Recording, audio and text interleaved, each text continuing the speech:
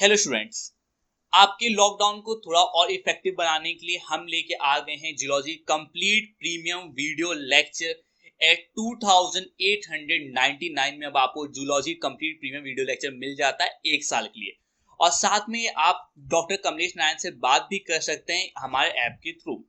और अगर आप इंटरेस्टेड हमारा कोई चैप्टर वाइज परचेज करने में, तो आपको पूरी कोर्सेज चैप्टर वाइज भी मिल जाती है। आपको पूरी कोर्स खरीदने की भी जरूरत नहीं है। आपको जिस चैप्टर की नीड, आप डायरेक्ट वो चैप्टर परचेज करके स्टडी कर सकते हैं। सो बी ट्यून्ड।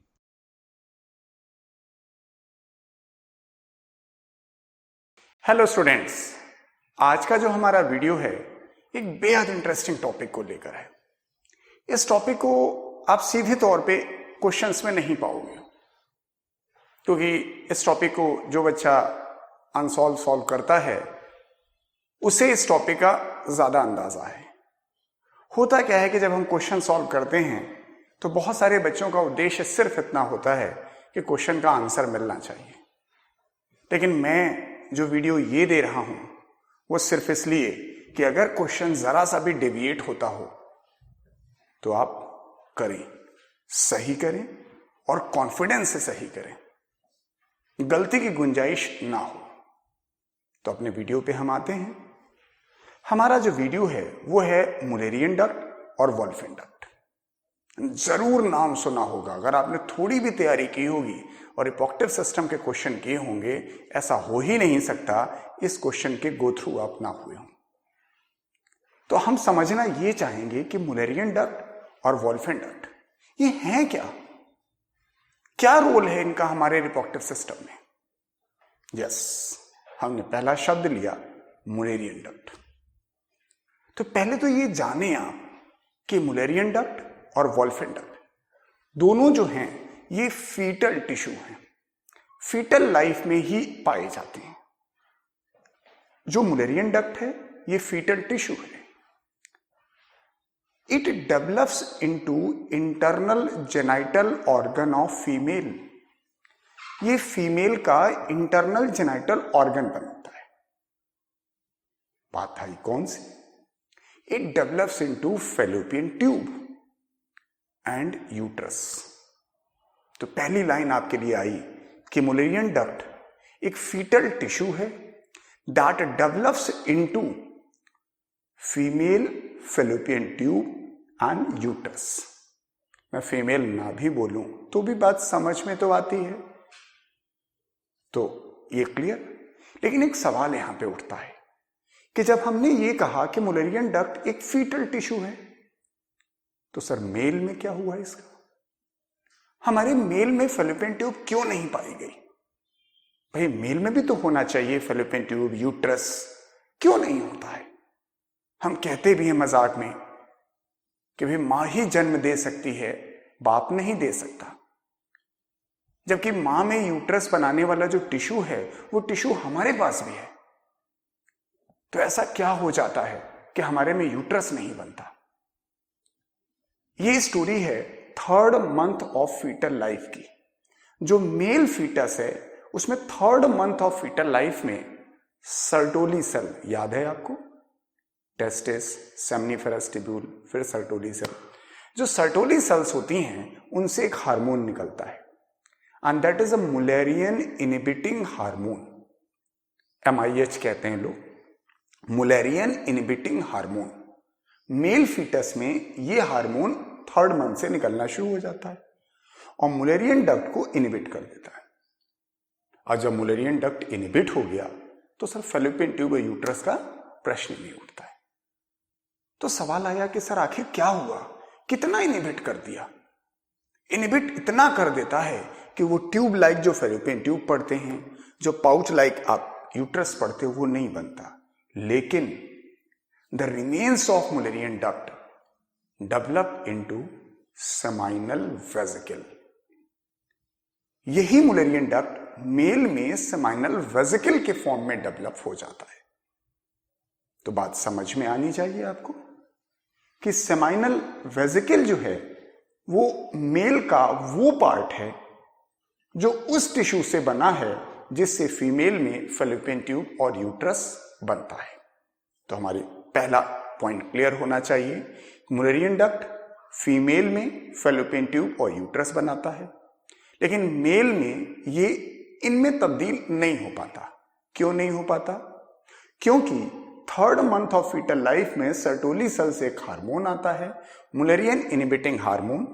वो हार्मोन इस डक्ट को डेवलप नहीं होने देता, और नहीं होने देता तो जाहिर है नहीं बनेगा फैलोपियन ट्यूब, तो that develop into seminal vesicle. तो एक चीज तो क्लियर हो गई, मुलेरियन डक्ट। दूसरा शब्द आता है वोल्फियन डक्ट। इसे भी समझ लें। जैसे मुलेरियन डक्ट एक फीटल टिश्यू है, वैसे वोल्फियन डक्ट भी एक फीटल टिश्यू है, लेकिन it develops into internal mail genital organ.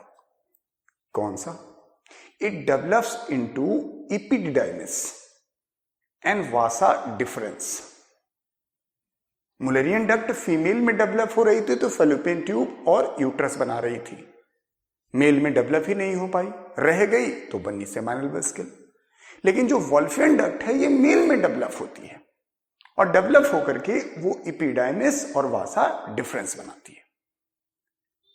फिर बात आई, सर मेल में ही क्यों डेवलप होती है, फीमेल में क्यों नहीं वोल्फियन डक्ट डेवलप होती, फीमेल में क्यों नहीं वासा डिफरेंस बन जाता है? तो इसकी भी अपनी स्टोरी है। अगेन वही third month of foetal life. Male में जब टेस्टिस बन जाती है, थर्ड मंथ में टेस्टोस्टेरोन, मेल सेक्स हार्मोन, उसका लेवल बढ़ने लगता है। हम पढ़ते हैं यही बात कि फीटल लाइफ में ही मेल फीटस में टेस्टोस्टेरोन का लेवल ज्यादा होता है। वो बढ़ा हुआ टेस्टोस्टेरोन का लेवल जैसे जैसे बढ़ता जाता है, वो वोल्फियन डक्ट को स्टिमुलेट करता है ताकि वो अपनी डेस्टिनी को पा सके। यानी टेस्टोस्टेरोन का लेवल का बढ़ना ही जिम्मेदार है वोल्फियन डक्ट को तब्दील करने में, अपने जो उसका भविष्य है उसमें। That is epididymis and vasa deferens. Female में, फीमेल फीटस में टेस्टोस्टेरोन का लेवल नहीं बढ़ता, जाहिर नहीं बढ़ेगा, फीमेल है। तो जब टेस्टोस्टेरोन का लेवल नहीं बढ़ेगा तो वोल्फियन डक्ट आगे डेवलप नहीं होगी और वोल्फियन डक्ट रिड्यूस्ड फॉर्म में रह जाती है। तो इस तरह से आप थोड़ा डिफरेंशिएट कर पा रहे होंगे कि मुलेरियन डक्ट क्या थी और क्यों फीमेल में ही डेवलप हुई, और वोल्फियन डक्ट क्या थी, क्यों सिर्फ मेल में डेवलप हुई। अब एक और पॉइंट समझ लें। जैसे अभी हमने आपसे कहा कि एक मेल बच्चा, मेल अपने ऑर्गन्स को डेवलप इसलिए कर पाता है क्योंकि समय पर, सही समय पर, सही मात्रा में टेस्टोस्टेरोन हार्मोन आता है। अगर मान लीजिए यही फीटल लाइफ में टेस्टोस्टेरोन का लेवल सही समय पर और सही मात्रा में ना आए, अगर सही मात्रा में और सही समय पे नहीं आएगा तो भले आपके पास XY क्रोमोसोम है, फिर भी you will not have a male sex organ, you will develop as a female।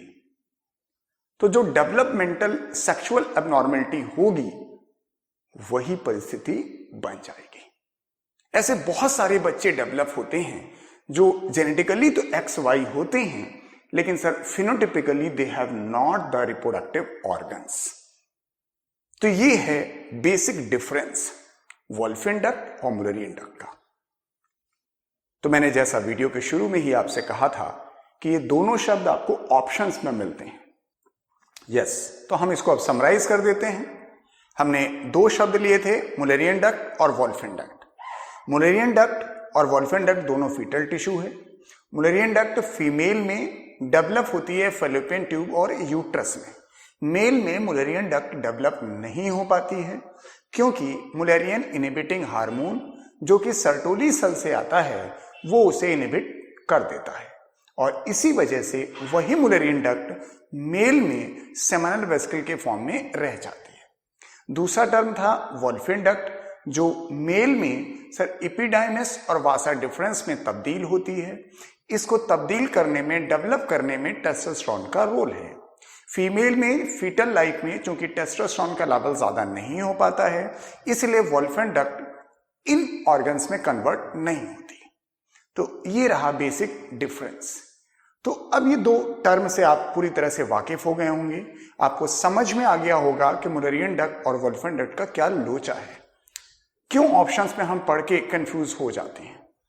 तो मैं हर वीडियो में आपसे यही कहता हूं कि जो भी शब्द क्वेश्चन में ही नहीं ऑप्शन में भी मिल रहा है और एनसीईआरटी के आसपास है, तो उन शब्दों को आप बेहतर तरीके से समझें, क्योंकि सवाल जो एजेस से आएंगे उस जगह ही आपका मेन कंपटीशन है। क्योंकि जो एनसीईआरटी के लाइनों से सवाल आएंगे उसके लिए तो हर बच्चा तैयार है, क्योंकि उसने एनसीईआरटी के लाइनों को प्रॉपरली मगअप कर रखा है। तो लगभग 70, 72 या 75 क्वेश्चन जो एनसीईआरटी के लाइन से आ रहे हैं वो तो आप बेहतर सभी करेंगे। रहा मेन कंपटीशन उन क्वेश्चंस के लिए जो उनके एजेस से आ रहे हैं, जो थोड़े आपको लगते हैं कि एनसीईआरटी के बाहर से आ रहे हैं। तो आप थोड़ा ध्यान से पढ़ें, कुछ अलग से पढ़ने की जरूरत नहीं है। जो टॉपिक आप एनसीईआरटी में पढ़ रहे हैं बस उस टॉपिक को बहुत समझ के पढ़ने की जरूरत है। उसके पीछे जो गहराई है, जो कॉन्सेप्ट है, उसे समझने की जरूरत है। नो शॉर्टकट, स्टे कनेक्टेड बस। Good luck.